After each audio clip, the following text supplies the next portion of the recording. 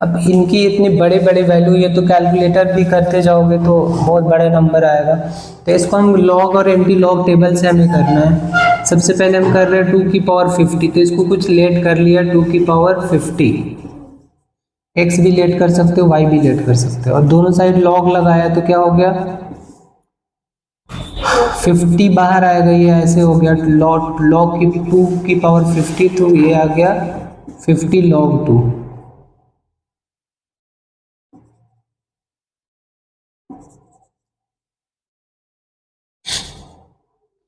तो log 2 की value find करना बताया है, आप लोग को आइडिया नहीं होगा तो लेक्चर पिछला देखना आप लोग। तो log 2 की वैल्यू कितनी आई थी 3010, और इसको 50 से मल्टीप्लाई करना है। कितना आएगा 50 से मल्टीप्लाई करके ये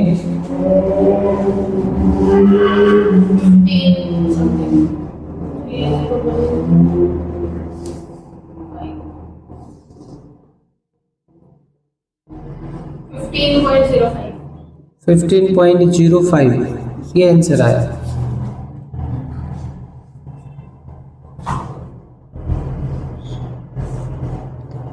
फिर x इज इक्वल टू क्या हो जाएगा एंटी लॉग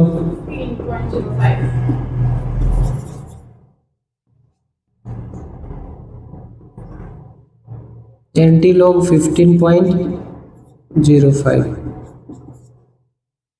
अब ये पॉजिटिव एक कैरेक्टरिस्टिक्स है तो सीधा 10 की पावर 15 में चेंज हो जाएगा। 05 आया था 15.05, 10 की पावर 15 हो गया।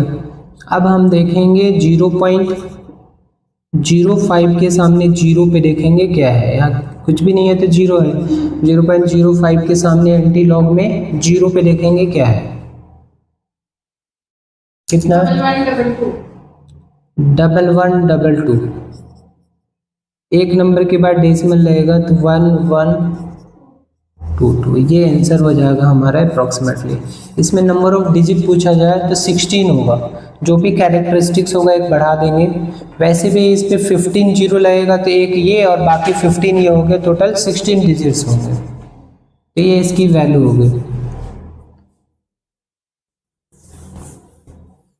एक हम नेगेटिव पावर में भी ले लेते हैं, 2 की पावर -20, इसकी वैल्यू फाइंड करेंगे हम।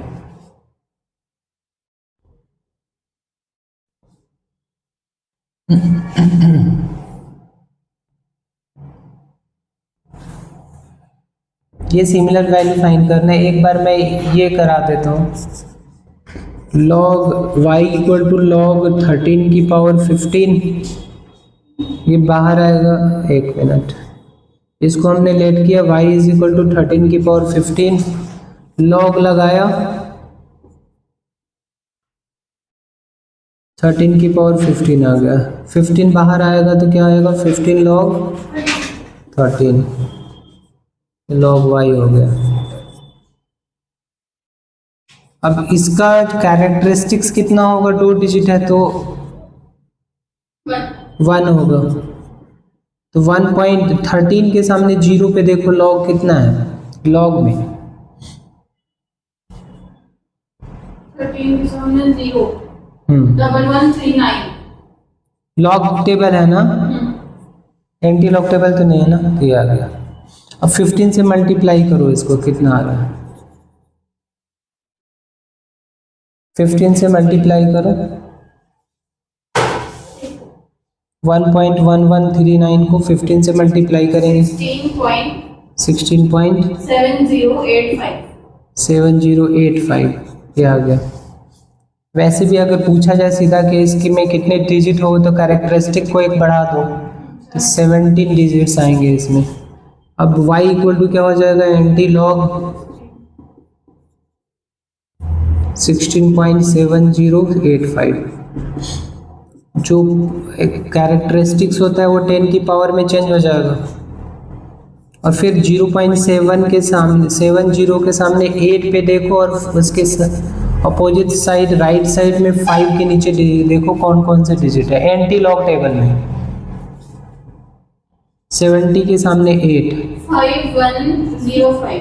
5105, और 5 के सामने उसके अपोजिट जो साइड है 1296 है, तो 1 हो गया 115, तो ये आ जाएगा 5.111, इसमें 17 डिजिट्स होंगे।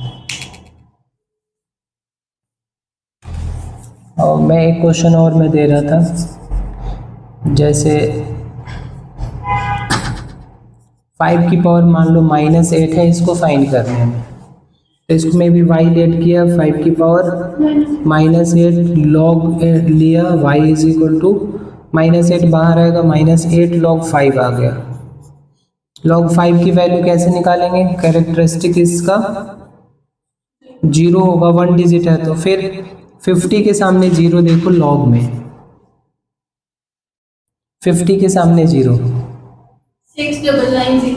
6990 क्या आ गया, फिर 8 से मल्टीप्लाई करो इसमें, 6990 में 8 से मल्टीप्लाई करने में 5.592. 5.592 ये आ गया, ये log y की वैल्यू है। अब हम क्या करेंगे, y equal to antilog हो जाएगा,